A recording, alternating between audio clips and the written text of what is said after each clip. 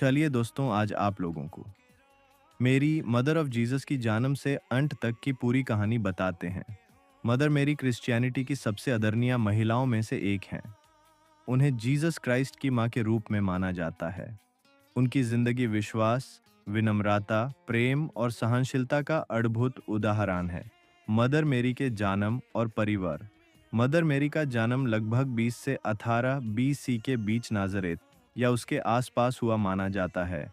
उनके माता पिता थे सेंट जोअखिम और सेंट एन। यह जानकारी बाइबल के कैनोनिकल ग्रंथों में नहीं, बल्कि पुरानी क्रिश्चियन परंपरा और टेक्स्ट्स जैसे प्रोटो इवेंजिलियम ऑफ जेम्स से मिलती है। मदर मेरी के बचपन।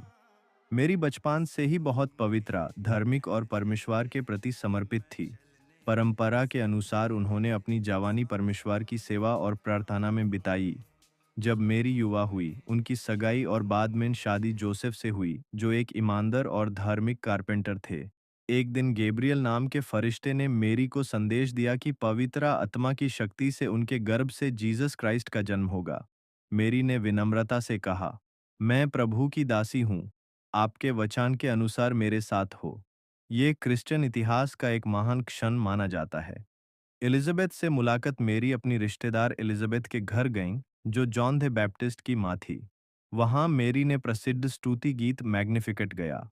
बेथलेहम में जीसस क्राइस्ट का जाम रोमन सेंसस के कारण मेरी और जोसेफ बेथलेहम गए, जहां जीसस क्राइस्ट का जाम हुआ। उन्हें एक चरनी मंजर में लिटाया गया। राजा हेरोड द ग्रेट से बचाने के लिए मेरी, जोसेफ और शिशु जीसस इजिप्ट चले गए। कुछ समय बाद वे वापस नाजरेथ आ गए। जब जीसस 12 साल के थे, वे सेकंड टेम्पल में शास्त्रियों से बातचीत करते मिले। मेरी और जोसेफ उन्हें ढूंढ रहे थे।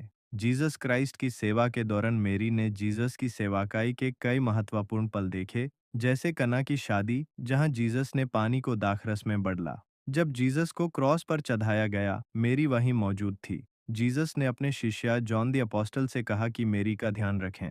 रिजरेक्शन ऑफ जीसस के बाद मेरी प्रारंभिक क्रिश्चियन समुदाय के साथ प्रार्थना करती रही। पेंटिकॉस्ट के समय भी उनकी उपस्थिति का उल्लेख मिलता है। अंतिम जीवन और निधन बाइबल मेरी की मृत्यु का सीधा विवरण नहीं देती। क्रिश्चियन परंपरा के अनुसार उनका अंतिम जीवन जेरूसलम या एफेस में बीता। उनकी मृत्यु डॉर्मिशन शांति से हुई। कैथोलिक चर्च और ईस्टर्न ऑर्थोडॉक्स चर्च के अनुसार उन्हें स्वर्ग में उठा लिया गया। असमेशन। थैंक यू दोस्तों। मेरे वीडियो देखने के लिए प्लीज़ सब्सक्राइब, शेयर और लाइक करना न भूलें।